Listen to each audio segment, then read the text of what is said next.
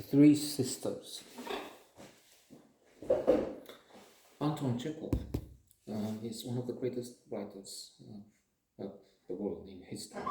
Indeed, he has his collection of short stories among the best 100 books ever written, as compiled by the Norwegian Book Club when they asked 50 or so the greatest luminaries of the day, from Umberto Eco, Nadine Gordimer, John Irving, Salman Rushdie, who is being studied recently, right? And we can often wonder, I do, about how the Russians have given the world so many spectacular writers: Tolstoy, Dostoevsky, Gogol, Turgenev, Bulgakov. The list is long.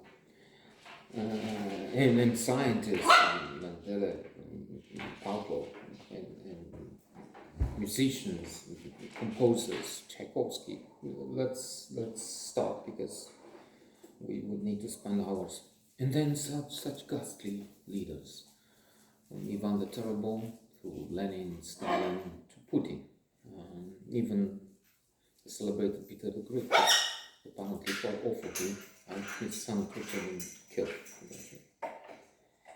So there is this.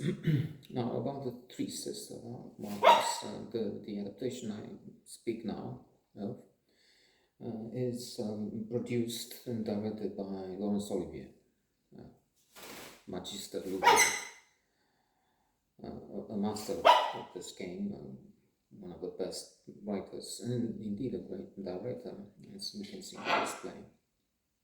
And we have an insight into the Russian soul and humanity at large.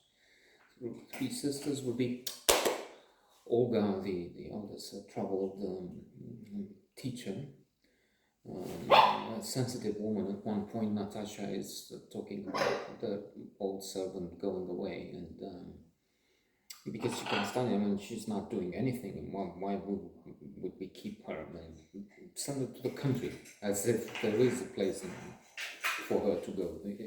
There is not. She would be homeless, the poor servant, because she had been for decades with the family. And so Olga is stop. She's powerless and crushed under the dictatorship of this Natasha. And again, we can associate what's going on there with the Russian people at large, how they just surrender to such tyrants.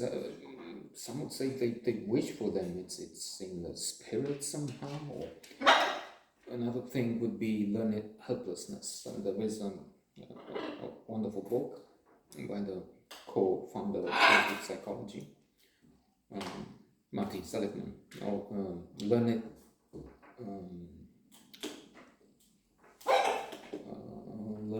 optimism. I'm sorry, because I was stuck with the learned hopelessness, which was what I was talking about.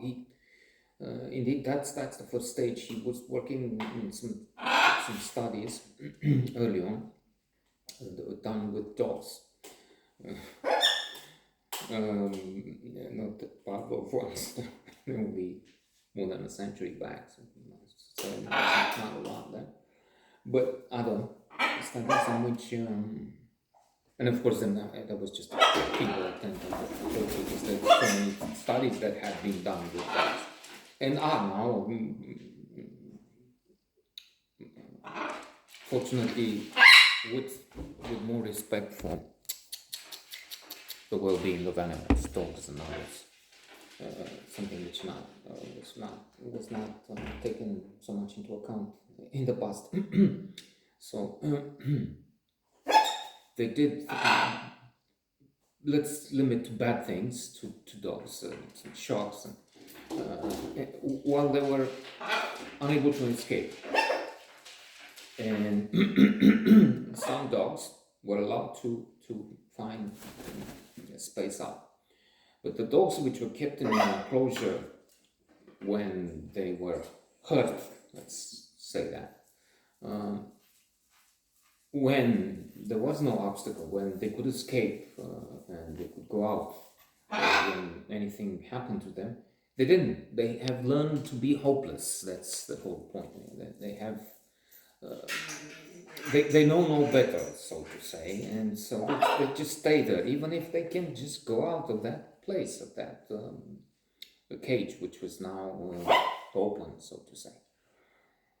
In reverse, Martin Seligman in that book speaks of learned optimism. So we can, just as we learn to be pessimistic, to be, I'm thinking maybe as the Russians have grown to be over so many centuries of oppression, of tyrants, tsars, and now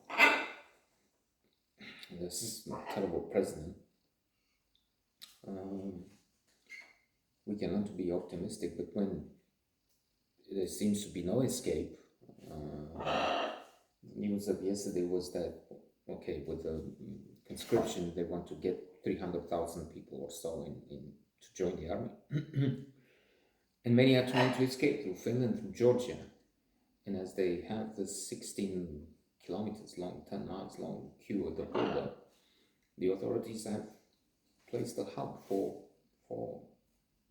the army trucks there. Because once they go to the control to go out, it will just be those who the army wants to get, and they have established this new law. So they will just push in, not allowed to go on. We'll have another note for Three Sisters because it's such a marvelous story, and we've just started speaking about it.